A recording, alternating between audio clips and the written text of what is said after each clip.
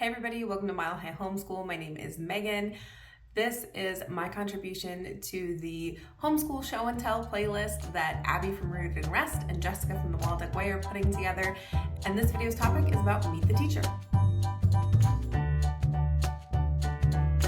So like I said, my name is Megan. I'm a second generation homeschooler, and I like to make videos about just kind of our homeschool experience that hopefully can inspire you along your way. I love that Abby and Jessica put this together, and it's a really great way to show that homeschooling isn't one size fits all, and you can kind of get perspective on different families and how they do it and their approach to it and that kind of thing. They put together a list of questions, and I'm going to go through them with you guys really fast so you can get to know a little bit more about me and our homeschool and kind of what makes us tick.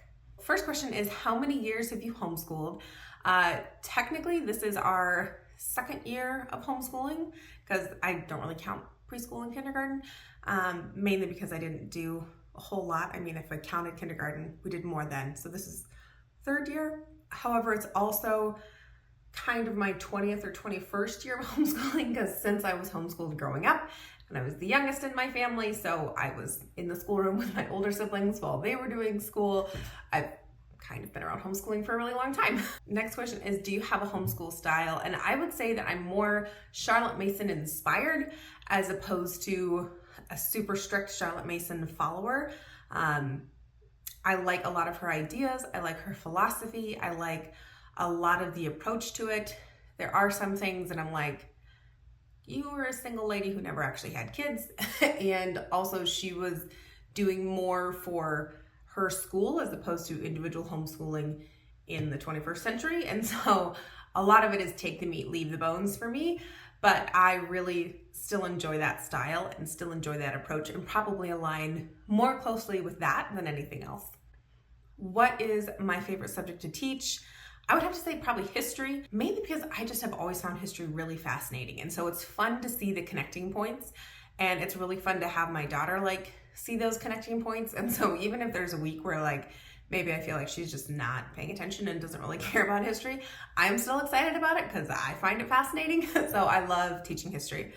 If you could only choose 3 homeschool tools, what would they be? I would have to say probably homeschool organization stuff.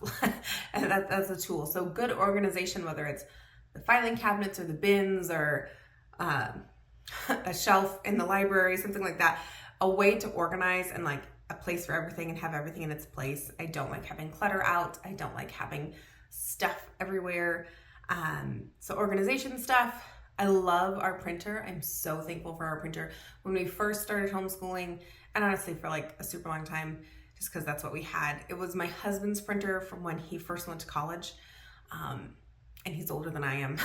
And so it was just a really old printer, and it was unbelievably slow and so frustrating.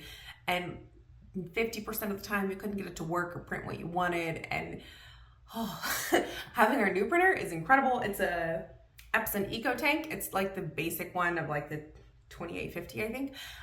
So it's not anything super fancy, but oh my gosh, compared to our old printer, it is a game changer.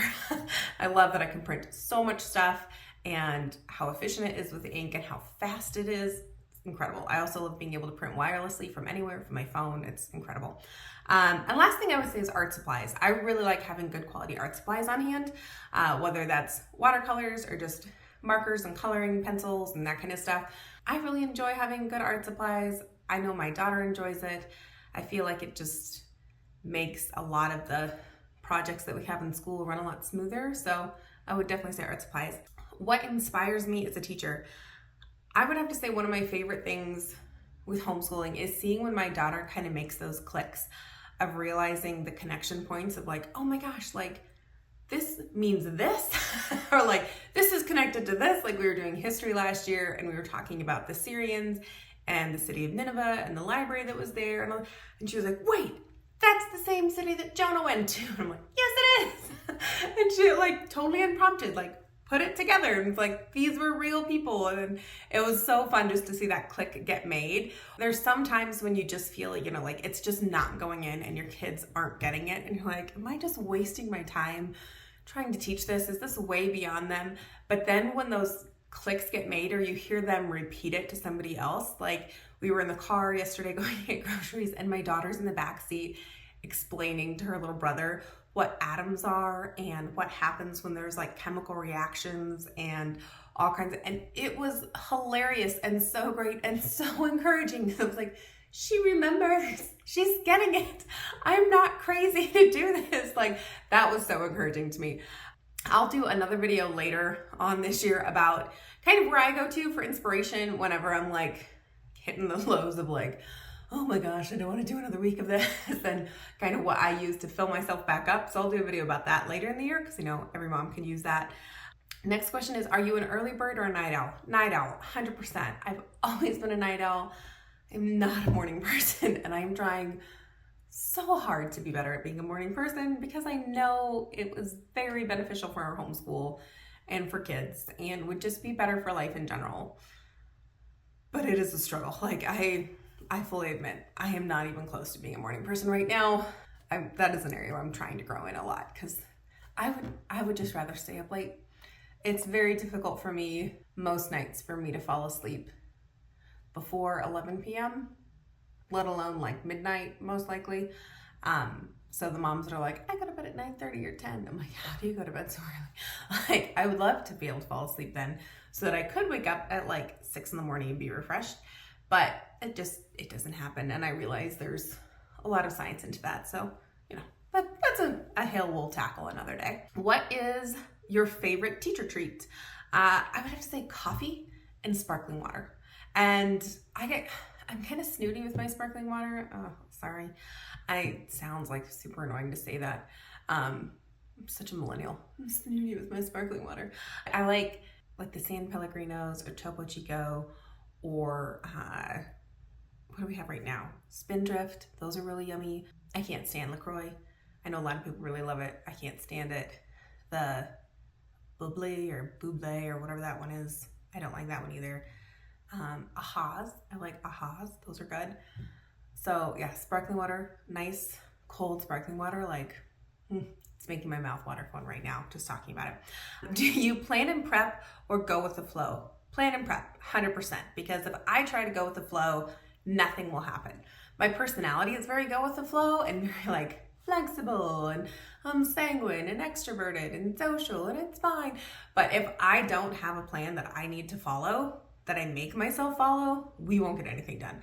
So I'm very much a plan and prep with homeschooling. And honestly, I'm plan and prep with most things. Like, if I don't plan and prep with our meals and that kind of stuff, that falls off the bandwagon. Cleaning, routines, like, I have to be a plan and prep person. I just know that trying to go with the flow means everybody's gonna drown. Last question is, what is something that you really enjoy outside of being a homeschool parent? And for me, I really enjoy gaming. So board games and video games, both, PC, console. I love all of that. Like, I love sitting down and doing board games, and like, not like, oh, I'm gonna sit down and like play the game of life or something, but like super long board games that are the ones that are like, hey, you're gonna sit down and it has like 50 million little meeples and characters and resources, and it's gonna take at least an hour like to play this game because it's just a weird game. I'd say the two that my husband and I are hooked on the most right now, which aren't necessarily like new games, but they're still really fun, are Wingspan and Everdell. Loving both of those, having a great time with those. As far as board games go, I recently found a copy of Sid Meier's original colonization game. That's been super fun to play.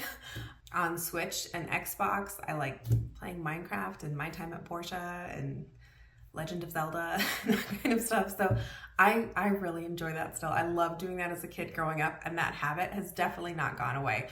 And I laugh that I've kind of like convinced my husband and brought him to the dark side because he plays it, stuff like that too with me. Be sure to check out the rest of the playlist. It's super fun. It's so great to see the different moms that are on there and just really get to hear their personalities kind of come through.